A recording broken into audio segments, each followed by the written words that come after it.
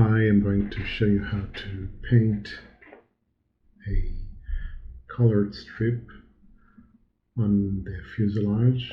We're going to use path and stroke on path, and let's go. This is not as elaborate, or as it is not possible to do it as you can in Illustrator, but I'm painting my fuselages or liveries in Photoshop and not in Illustrator. So this is what I'm going to show you. So I'm going to use a pen tool, and let's draw a certain path. First, let's go on a layer on top, create a new layer, and of course we again want to make sure you are using path and not shape. And let's try. So what I'm doing with the color now is, it's not that important, since we are going to later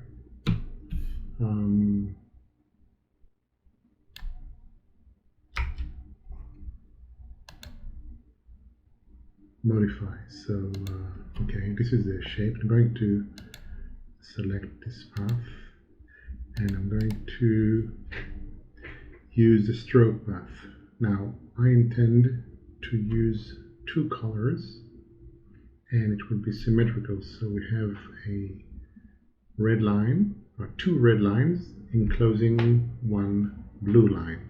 So first let's define a brush, and let's say it's 120 pixels, and what I'm going to do, again, select this white arrow, which is direct selection tool, and go to the edge or at the end of the path and select stroke path.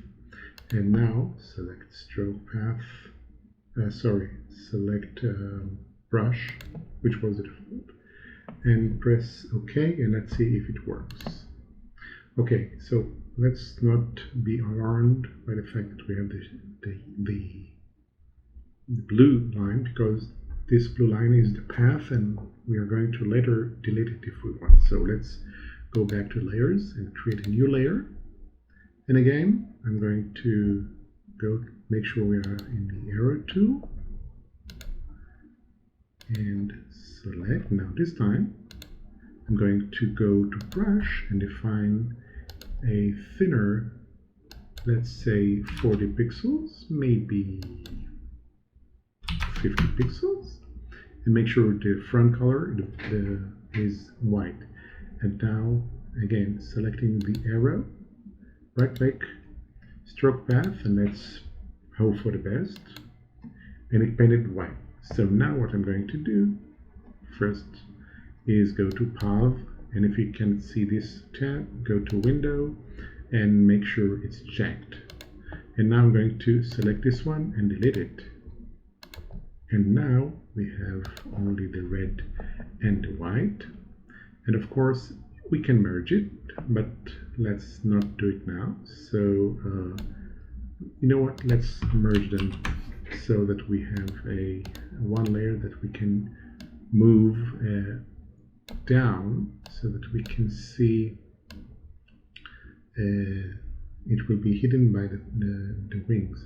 So let's drop it as much as down as we can, and this is more or less okay. This application, I'm going to Alt drag, and so that we can mask this, and let's use a multiple, and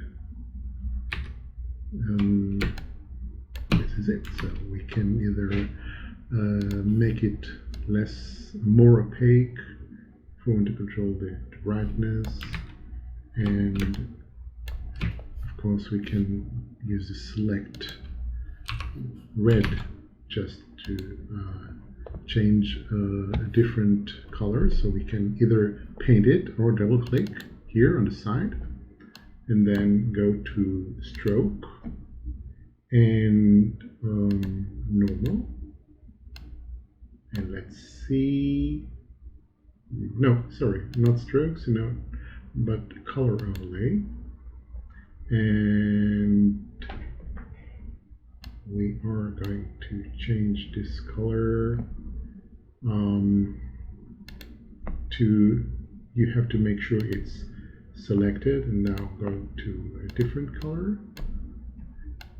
and of course we'll have to use mask, so let's cancel out and let's create a new layer, Control J, which is only this one, and then double click, color overlay, make sure it's selected, and then go and select whichever color we want.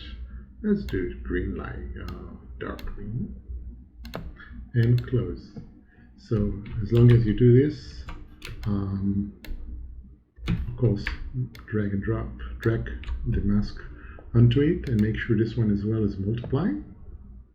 And we can also use the white if we want, and Control J to create a new layer. See, this is the white, and turn this down so we only see the white. Again, we can double click, color overlay, and select cyan, or let's orange. Okay, close, make sure we have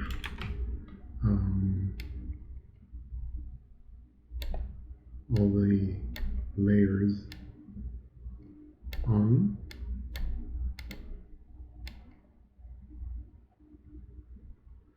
Of course, yeah, and there is something missing, like the tail, engines. I think that's it. Let's make sure, yeah. So the last thing to do is, of course, drag the mask as well. So, and again, multiply, make sure that we can see those lines. If I drag,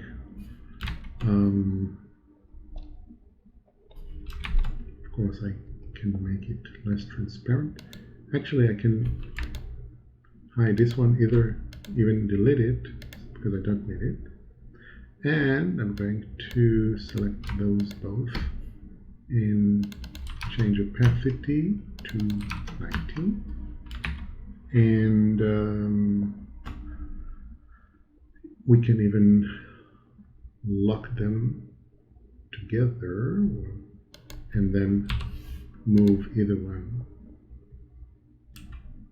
Sorry, I locked them for movement, but I have to